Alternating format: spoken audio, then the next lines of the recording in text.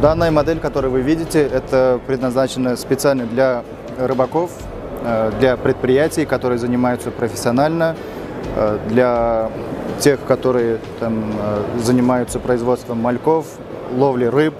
И поэтому, как вы видите, тут габариты уже побольше, посерьезнее, да, чтобы могли сюда уместиться и сетка, и разные принадлежности для рыболовов, рыбаков. И, естественно, тут тоже, как вы видите, имеются весла, и можем дополнительно снастить уже тоже лодочным мотором. Скажите, а какую максимальную скорость могут разгонять эти лодки? Данная модель может разгоняться до, чтобы было понятнее, скажу в километрах, наверное, конечно, потому что морские узлы идут обычно. Они могут разгоняться до 40-50 километров в час, в нашем понимании.